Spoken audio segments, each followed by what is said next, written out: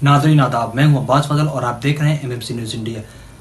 जिस तरीके से आप सबको पता है कि नरेंद्र मोदी ने ऐलान किया था कि हमारी सरकार आएगी तो हर साल 2 करोड़ रोज़गार देंगे, लेकिन ऐसा बिल्कुल नहीं हुआ, बल्कि और बेरोज़गारी छा गई।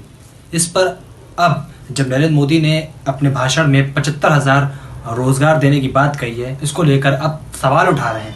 तमाम जो अपोजिशन के लीडरान हैं वो ये कह रहे हैं कि 2 करोड़ रोज़गार देने की बात की थी हर साल, तो उस हिसाब से 8 साल जो भारतीय जनता पार्टी को हो गया और नरेंद्र मोदी को प्रधानमंत्री बने 8 साल हो गए, तो इसका मतलब कि 16 करोड़ लोगों को अब तक रोज़गार मिल जाना चाहिए, लेकिन ऐसा बिल्कुल नहीं हुआ है।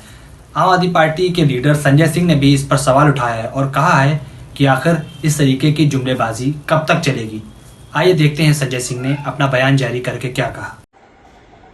जय साथियों, बेरोजगारी एक बहुत बड़ा मुद्दा हिंदुस्तान के नौजवानों के सामने है।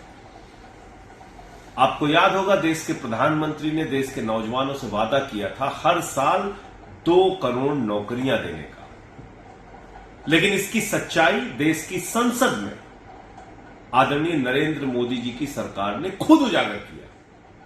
जब उनसे सवाल पूछा गया पिछले 8 वर्षों में आपसे कितने लोगों ने नौकरी मांगी और कितनी नौकरी भारत की सरकार ने दी, ये मेरा आंकड़ा नहीं है, ये भारत की सरकार का, नरेंद्र मोदी जी की सरकार का आंकड़ा है कि 22 करोड़ लोगों ने भारत सरकार से नौकरी मांगी और मात्र 7 लाख लोगों को नौकरी दी गई।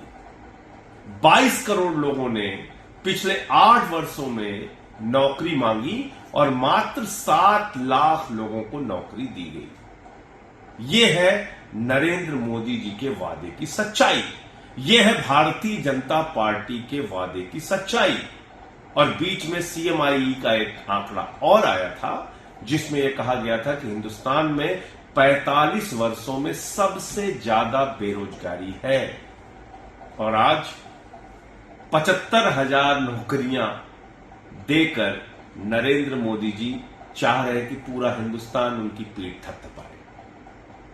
भारतीय जनता पार्टी चाह रही है कि पूरे देश में इसका हल्ला मचाया जाए कि देखिए साहब, हमने 75,000 नौकरी दे दी, 75,000 नौकरी दे दी। अरे करोड़ों बेरोजगार हैं इस देश में। गुजरात हो, उत्तर प्रदेश हो, मध्य प्रदेश हो, कर्नाटक हो, जहां पर भारतीय जनता पार्टी का शासन है, भेड़ बकरी की तरह बच्चे, नौजवान बसों में, ट्रेनों में भर कर जाते हैं अपना एग्जाम देने के लिए और बाद में वो पेपर लीक हो जाता है, एग्जाम कैंसिल हो जाता है। एक नहीं अनेक घटनाएं ऐसी।